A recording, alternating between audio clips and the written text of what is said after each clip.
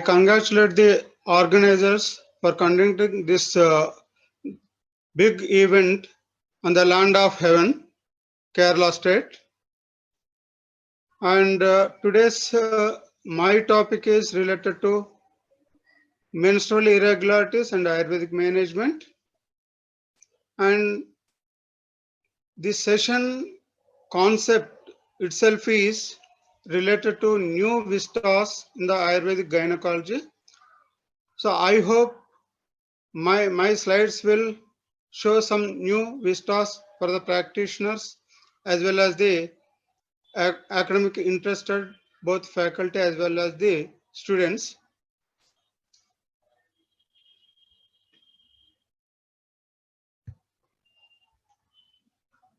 As the topic shows what is menstrual irregularity. So menstruation definitely masena bahi pravartamana artavam, and irregularities edhochita artava adarshanam. And Ayurvedic management definitely includes the Chikitsa Sutra. So thus today's my title will deal with the menstrual irregularities. When to call the menstrual irregular? When a woman doesn't menstruate during her age of 12 to 50 years, when a woman doesn't menstruate around one cyclic lunar month or calendar month, when a woman doesn't menstruate within a period of 3 to 7 days, when a woman doesn't menstruate in color of Gunjafala, Padma, Laksharasa, and Shashastrik Indragopa insect, these all with Ishat Krishnavarna and Nishpicha consistency, Vigandha order, Vaso na Viranjana tendency, and associated features of Daharti during the menstruation. And also when a woman doesn't menstruate, Natibahu Natyalpam on its Ardhanjali volume of menstruation. So these are the different conditions when we call the menstruation is irregular, or usually we say abnormal menstruation. See, for any disorder, whether male or female, or for any disease, before going to the management or a treatment, definitely a good foundation for diagnosis is very, very essential. And this is clearly said in our classics, Rogamadav Pariksheta Tadonantaram Aushadam. When the woman suffers from various menstrual irregularities or Artava Vyapas, it is mandatory to examine their Vyadhihetu, Pura Rupa, Rupa, Upashanupshava, and Samprapti as well before attempting any type of management or treatment. And as we all know, the four classical examination methods are Pariksha Pramana, both for Rogi and Roga. Among these four, the significance of Aptopadesha in dealing with menstrual irregularities is very, very important. Why? Because here the Apta is none other than the Rogi herself. Because there are so many investigatory methods for a human being, irrespective of gender, but there are only two body fluids remained and away from investigations. They are, one is the menstrual fluid, the other is the breast milk. So, to my knowledge is concerned, there is no special investigations for these body fluids. We have so many other examination for almost all the body fluids. So, except this menstrual blood as well as the breast milk. The topic is concerned to menstrual blood or artava. So therefore, a detailed history taking is very, very important in dealing with the menstrual irregularities. And similarly, significance of Avarta wise Sthanika Pratyaksha Pariksha for differential diagnosis of Artava Vyapat from the Yoni Vyapat. So here I'm saying Dr. Avarta. Ravi, Dr. Ravi, Yes, I'm sorry to cut in, sir, but can you please share your slides with the audience? it's not coming. No, sir, the slides are not visible.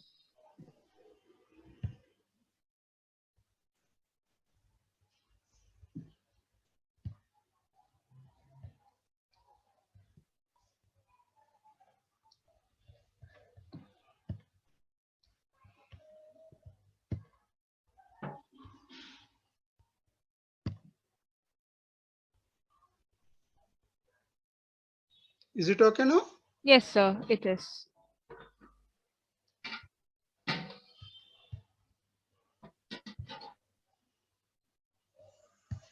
Okay. Yes, sir, it's visible. For audience. Yes, sir. Yes, sir, I can see. Okay. So as I'm saying, the Apta is always our patient, and a detailed history taking of menstruation, both cycle as well as the period, and quantity and qualities of the menstruation is very, very important, because there are no other investigatory methods for a woman for her menstrual blood. Or so therefore a detailed history taking is a must. That itself is coming under the Aptopadesha. And similarly, the significance of Avarta wise local examination of the genital tract is very, very important to differentiate the Artava Vyapat from the Yoni Vyapat, because these two are always interrelated, and there is an essential need to differentially diagnose whether the Yoni Vyapat is causing the Artha Vyapat or Artha Vyapat precipitating the Yoni Vyapat. And third one is significance of Sarvadaika Pratyaksha Pariksha to establish Vyadi Nidana Ardhakarata of few Purvi Dhatu Vyadis. So here I am saying Purvi Dhatu. So there are several, almost Sapta Dhatus prior to the Artava Dhatu. So therefore, Artava is the Uttar Dhatu for all these Dhatus. Any disease particular to these diseases may also cause Artava Vyapat. That is why I am saying a detailed examination of the woman in general also very, very essential to diagnose the status of the Artava Vyapat. So this is the details how we can approach the pathological aspects of the menstrual irregularities, what we call the Nidana Samprapti.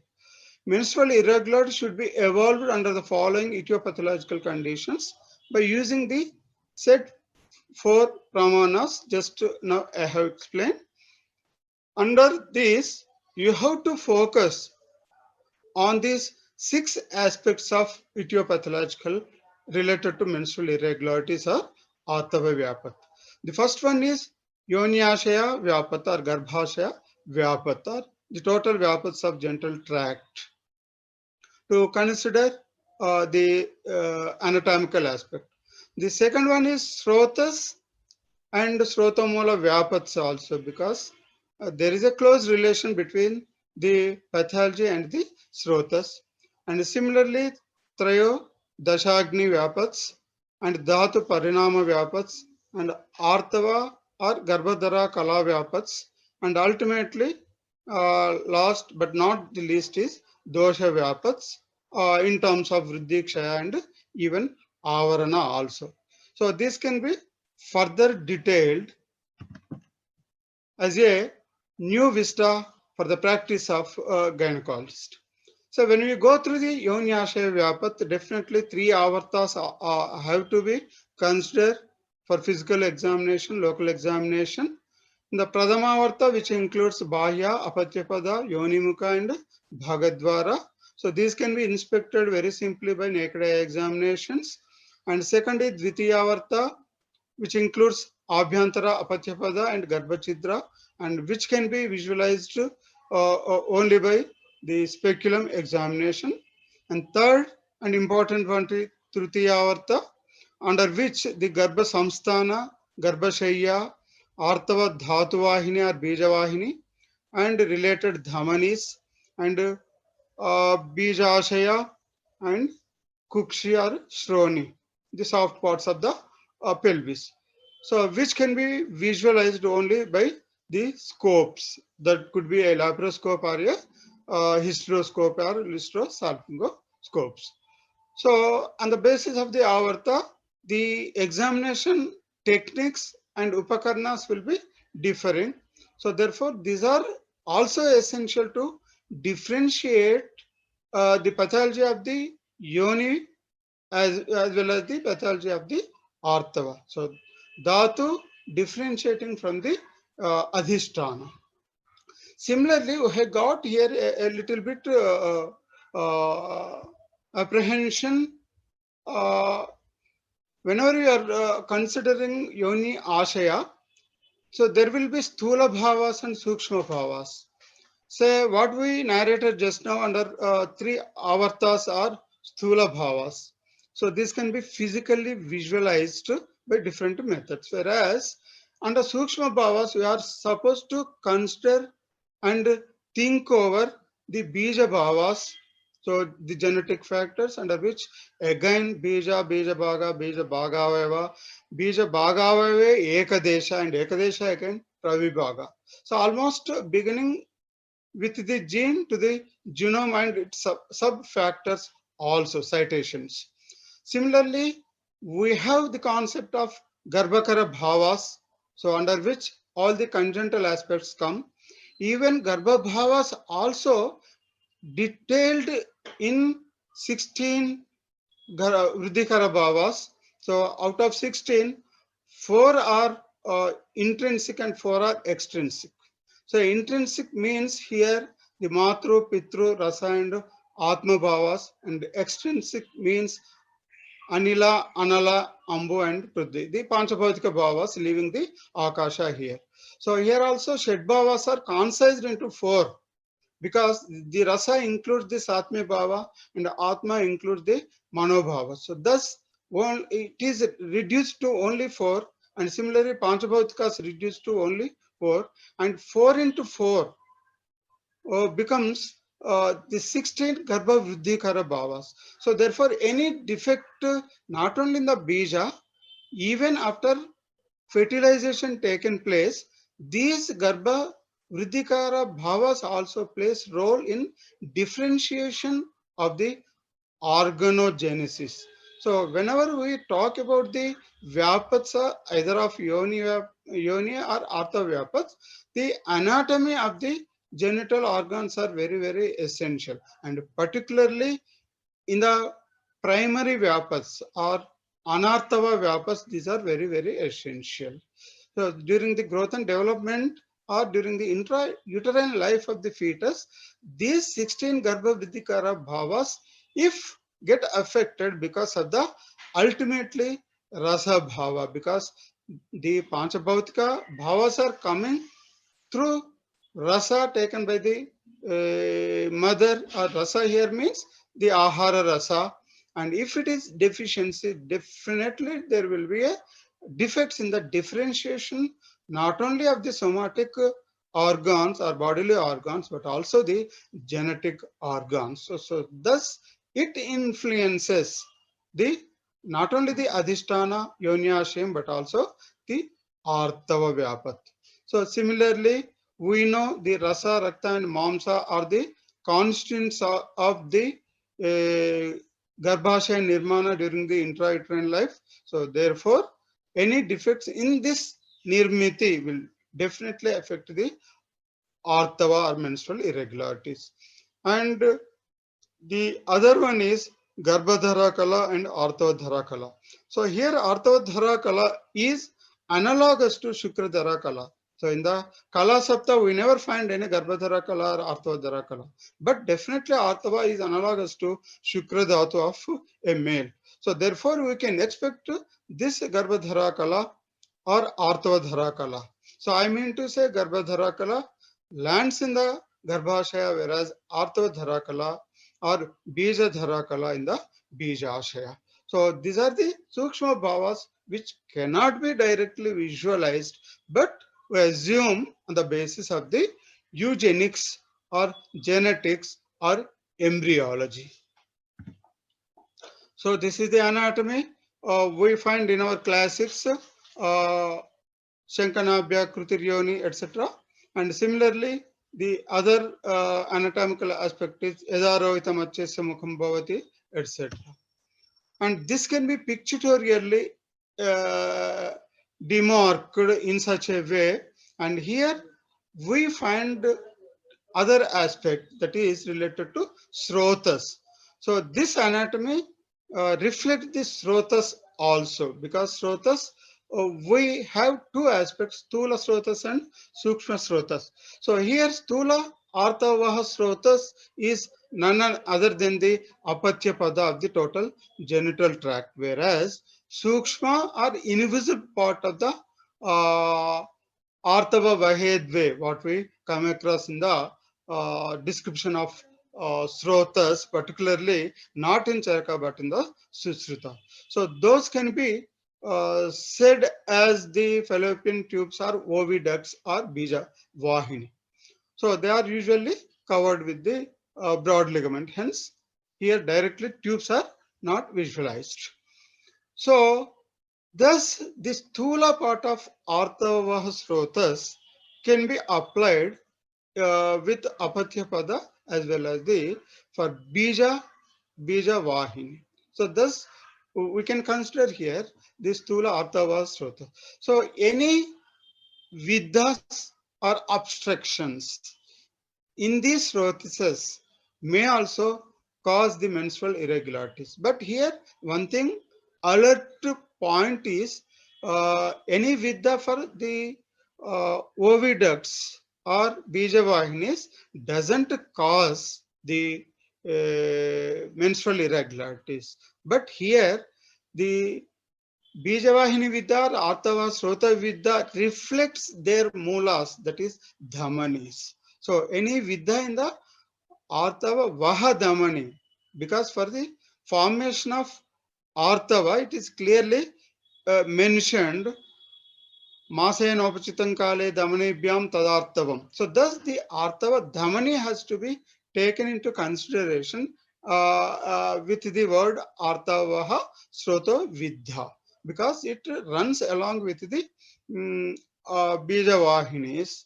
So that is why these two aspects can be considered under Stula Artava Srotas, and any obstruction to these Srotases definitely causes the menstrual irregularities or Artava Vyapat.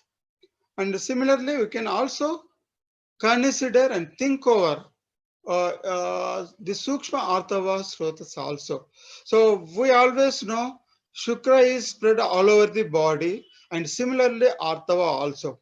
So to spread all over the body by the Artava, definitely there must be Srotases also. Even before the onset of menarche, there is always the existence of the Sthayi Artava Dhatu or Pradhana Artava Dhatu. So it is supposed to be spread all over the body to make or establish the Vyanjanas or the secondary sex features in a female. So without that Pradhana Artava Dhatu or Sthayi Artava Dhatu, we cannot expect all the pivotal changes or Vyanjanas and later the Rajaswala. We know the basic description of Vyanjanas in terms of Gauri, Kumari, Kanya and Rajaswala. So these are the features in gist with the terminology of the Vyanjanas only. So we cannot go in detail because of the time lacking. So however, we can consider and recollect the concept of Sukshma Artava Srotas, which are spread all over the body, is one aspect. We can consider Sarvadaika Artava Srotas, and we know the Sthanika Artava Srotases, which are surrounding and spreading in the endometrium as well as the total genital tract, including the Bijashaya. So thus, as these are not visibly and externally, we can consider these as under the Sukshma Artavaha Srotas and any Vidha or obstructions. For this circulation, we can say now instead of Srotas, if get obstructed or Srotodushti of different types. Say, we know Srotodushti of 4 types. I am not going in detail of it. So because of such 4 types of Srotodushti, there could be again the menstrual irregularities. So thus the Sukshma Artava Sroto concept also considerable here, and any Vyapat to these both Sthanika Sukshma as well as Sarvadeka Sukshma Artavaha Srotas will definitely influence the nature of the menstruation. So here I would like to focus one more thing is we know the Artava Utpatti is not only the Bija Ashaya. So it is also influenced by the adrenal gland in the under the limelight of modern science. So we always consider Shukradhatu for not only male but also female. Only the thing is the Shukradhatu in female is not directly helping for the progeny, but indirectly definitely helping for the progeny that we know in terms of Stri Shukra. So that is always there in female also, spreading all over the body, and this understanding we can bring from the primary testosterones which are secreted from the adrenal gland. So definitely these primary testosterones are spread all over the body and get aromatized into estrogens by this sense. And these aromatization centers are not limiting only to the ovaries, but also different type of tissues spreading all over the body, which includes the brain tissue, fat tissue, etc., etc. So thus we can say boldly, Artava is there in female, so in the form of this Stri Shukra, so which is generated from the adrenal gland, which is spread all over the body in the Sukshma Bhava, but showing its influence at larger uh, on the genital tract. Therefore, any abnormals in the same adrenal gland or the Shukrasthana of Sarodayika nature will definitely also influence the nature of menstrual irregularities. And the third one is Trayodasha Agni. So Agni concept in concern to the menstrual irregularities very, very essential because we know Artavam is Agneyam. And similarly, we also read Agni Kumbha Samanari, Gruta Kumbha Samonaraha. These are the two verses we come across while during the Artavam. So therefore, Agnireva Pitta Antargataha. So definitely thus this Artava is under the control of the Agni, and this can be very much applied even during the Dhatu Parinama also. That is why here I am considering not only the Kaya Agni but all the 13 types of Agni, both at a coastal level as well as the Dhatu level. So for that, clinical examples are the Santarpana and Apatarpana Janya, different dhatu conditions. So when there is a Agnimandya, naturally there is Amotpatti.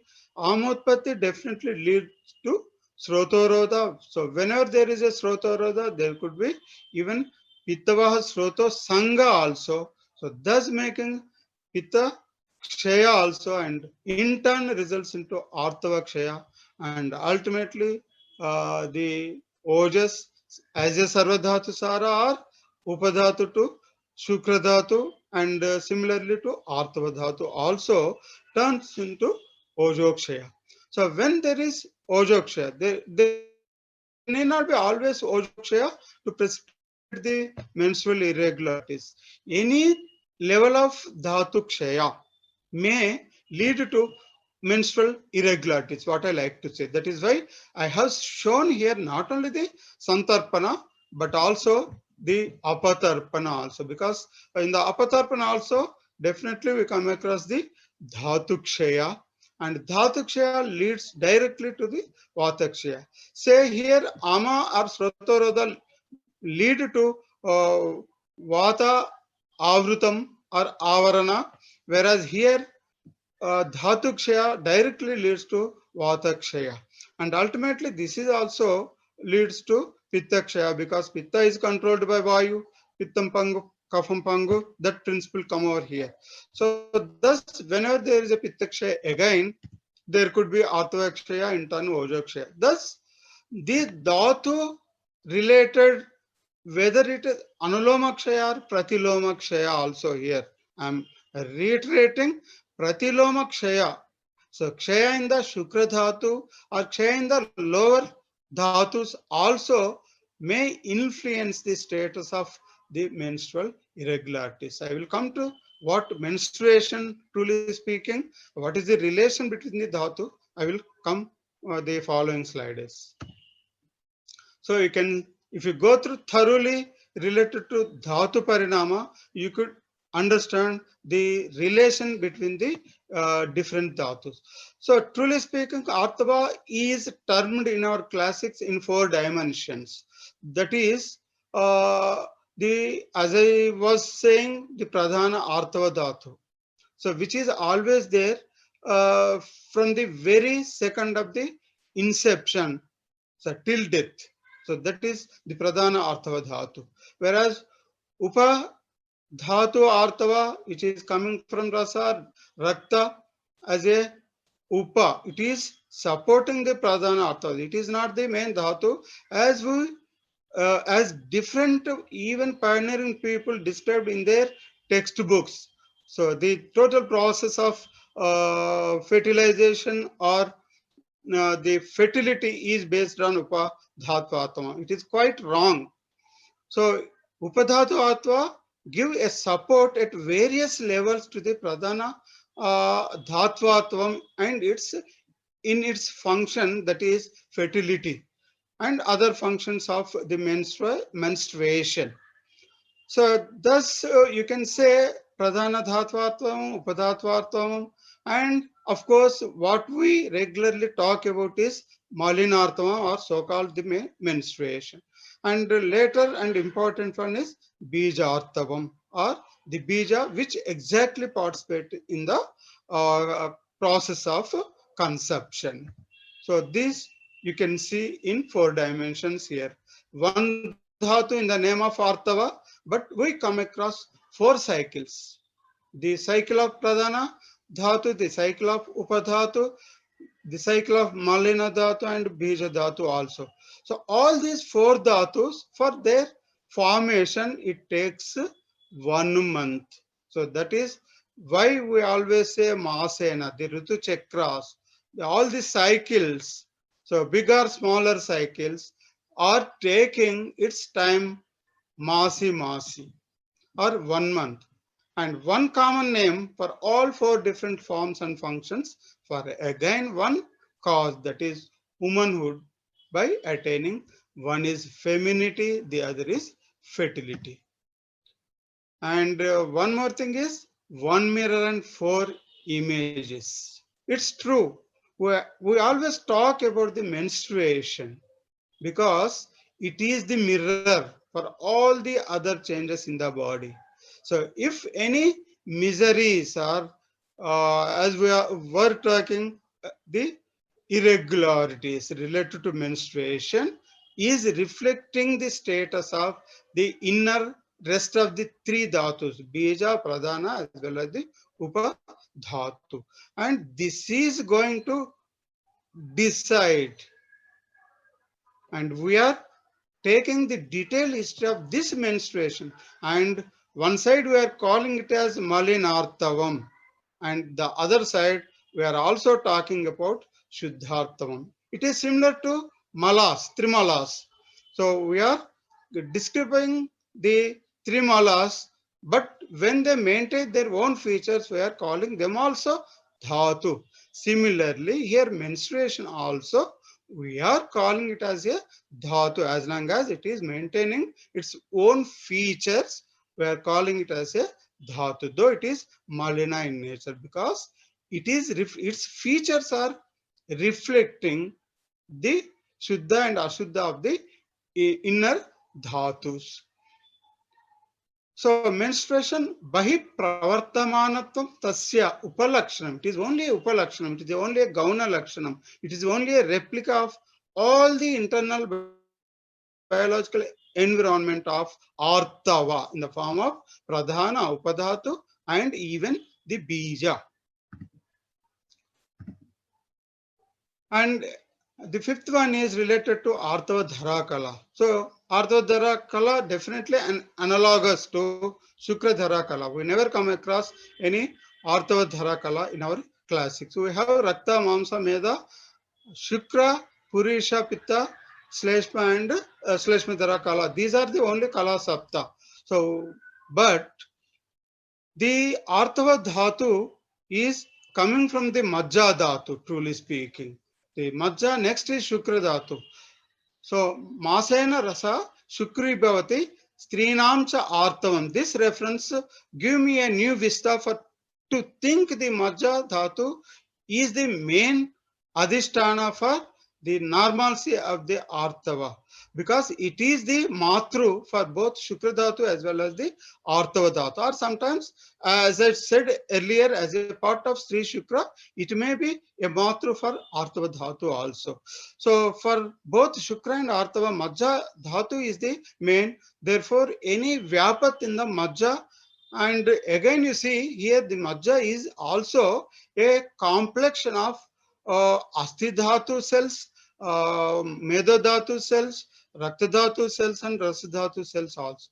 Mamsa Dhatu also. It is a compact form of all these previous dhatus. So therefore, these are having kalas, but we never come across the Astidhara kala or even Arthodhara kala. But Shukradhara kala is there. It is spread all over the body, including the genital organ. So also we can consider the Arthodhara kala, as I was explaining, it's Sarva Vyapakata, and here also the Majja Dhatu, as it is giving birth to the Artava as well as the Shukra, it plays prime role in menstrual irregularities as well as the treatment calls also. So today's modern science now recognized, I'm underlining it, is now recognized as a seat of stem cells. And now in the defective spermatogenesis or oogenesis, so or when there is a low ovarian reserve or agiospermia, they are making trials with the implantation of Majja Dhatu. And there is also a study that in those people who got the bone marrow transplantation have got genetic mutation also in their sperms and even the ovums also. So this giving a clear picture that the Majja Dhatu is the main source for this Shukra and Artava. Therefore, any defective Majja Dhatu is going to influence the menstrual rhythm and its characteristics. And here, not only the menstruation, as I am saying, it is a mirror for the internal all Artava Dhatu formations. So also it influences the status, including the femininity and even the fertility. So therefore, during the management of menstrual irregularities or its the results, femininity or fertility, so definitely the Majja Dhatu plays major role in rectification of Artava Dhatu's function as well as Shukra Dhatu functions. So this is the paradigm what we regularly see related to Artava, both in classics as well as different presenters. So this is the only presentation. So however, I am feeling this topic as a paradigm. I am simply minimizing its description. And whatever explained so far, so definitely a new vista in the practice of Ayurvedic gynecology.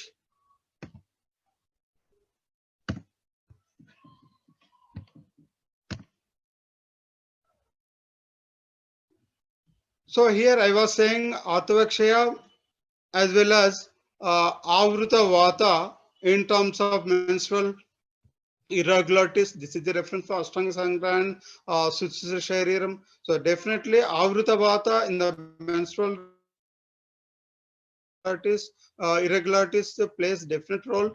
And Vayu definitely, and in the description of Yoni Vyapas also we see majority of the Vyapas are related to Vataja only. So thus even during the treatments also, the role of Vastuchikitsa is greatly praised. So thus, for any menstrual irregularities, the Vayu function is very, very important to say Vayu Yoni Mukam Ishat Krishnam Vigandhancha Vayu Yoni Mukam Nayet. This is the reference. And Nahi Vata Dhrite Yonarinam Sampradishite. Another two references gives greater significance of the Vayu in menstrual irregularities. And we know the basic Roga Nidana for any diseases, Ati Yoga, Ayoga and Midya Yoga. These three dimensions definitely applicable again to the Atava Dhatu Vyapat also. So this is again a new vista, and I request all the Ayurvedic gynecologists to throw their attention even this fundamental principles. And here you can also think of the Srota Dishti and add the Vimarga Gamanam also, because the Srota Vidya is also a prime factor in causation of Yoni Vyapat. So the prime principle is Kalartha Karmanam Yogo Hina Midyati Matrakaha Samyak Yogascha Vijnayor Rogarogya Karna. So this principle of Roga Nidana is equally applicable even the disease of menstrual irregularities. So thus Artava Vriddhi, it is an Ati Yoga, and Artavakshaya, it is Hina Yoga or Alpa Yoga, or Ayoga you can say. And again Midya Yoga, the abnormal uterine bleeding or dysfunctional uterine bleeding. If the rhythm is changed or the duration of the period is changing, definitely you have to consider these Midya Yoga. And similarly the cryptomania, sometimes there may be endometrial bleeding, it cannot be visualized outside. So sometimes there may be post-menopausal bleedings or pre-menarche bleeding. Sometimes these also can be considered is under Midhyarthavasa. So now let us jump to, the time is like, yes madam, I'm jumping. Shall I take 2 minutes? I will take 2 minutes. Okay, sir. Okay. So these are the basic principles of Chikitsa for any disease, Nidana Parivarjana. And as I was explaining, Purvi Dhatu Vyadhi Chikitsa, all the Purvi Dhatus to Artava Dhatus should be considered. And major aspect, Raktati Srava Chikitsa and Artava Kshaya Chikitsa. These are clinically very significant because rest of all could be a Nidana directly or Nidana Ardhakaratvams. So therefore, Srota Vidya Chikitsa is considerable, and of course the Dosha Shamana. So for Nidana Parivarjanam, if anatomical abnormalities are there causing menstrual irregularities, they must be corrected either by Vardhanam by Brahmane Chikitsa, and Vartanam manovers, that is Punastapanam, and Purvidhati Chikitsa. So definitely all the Purvidhatis to Artava, as I told earlier, all the Dhatus, if any diseases, if she is suffering from, it could be Rasadhatu oriented cardiovascular diseases, or even the Asti related rheumatoid arthritis may also precipitate the menstrual irregularities. Similarly, hemopoietic diseases or hematological conditions, even myological conditions or myopathies, they also, because the uterus is made of rakta and mamsa. So therefore, any myopathies also may precipitate the menstrual irregularity. Thus, our basic concept of dhatu parinama definitely has to be corrected during the menstrual irregularities if they found. So similarly, the Rakta Atisrava, we have basic principles, Sandhanam, Skandanam, Chaiva, Pachanam, Dahanam, Tada, and not only these four, whenever these fail, there we go for the Shastra Chikitsa. So menstrual condition, when there is excessive bleeding, there is a treatment conditions, Sandhanam, pressure at bleeding areas, and Skandanam by using the Stiptikta, Shonta Stapaka Dravyasa, Stambhana Dravyas. So Pachana here, not Agni Pachana, but said as Avachurnanam, probably to increase the granularization on the bleeding surfaces. And similarly, Kshara, application of Pratisaraniya or Pananiya Ksharas, or which also include the Agni, including the Vidyut Prayoga for the bleeding surfaces. And Shastra Chikitsa, it could be so endometrial aspects are even up to the hysterectomy you can consider here. So here Raktadhanam definitely comes under Raktavasti or Rakta Vardhanam also. So that's Atirakta Srava, the principles of treatment could be mentioned under such treatment principles. So this is doctor's shelf help. So he has to maintain his shelf or his cupboard with these drugs of both Shodhana, particularly Avipatikara Churna and Ashtimadhu Taila for Matravastya or Virechanam, and Shamana Dravya single drugs as mentioned in Charaka Samhita, Shonita Stapaka Dravyas. Besides that, the Kushmanda is very much appreciable, and Kadali Pushpa Swarasa also, and Vasa also, and Nagkesra Churna. Very simple and single drugs which are very much useful for these menstrual irregularities, particularly Raktatisrava. So compound drugs, you know very well. I am not going in detail, but and here the self-help, the patient herself has to maintain related to Ahara Paniya, particularly Shonita Astapana type of, which enriches the heme and globins or proteins. For Achara, definitely a yogic type of lifestyle. Mine means dividing the stress plays major role in menstrual irregularities. Similarly, Arthavakshaya, we know all very much because we have got only direct reference. This is related to Agneya Dravya Prayoga Rushnopachara by giving so-called Tilamasa Kulutamacha, Sura Sukta and so-called Madhya Vikaras, including the conjugum. So these are helpful for the patient herself, and for a doctor, definitely he or she can undertake the Vamana where there is Kapha Sangha, and where there is a Pitta Sangha, there they can opt Virachanam, and where there is Avritavata can go for Anvasana or related other asthis.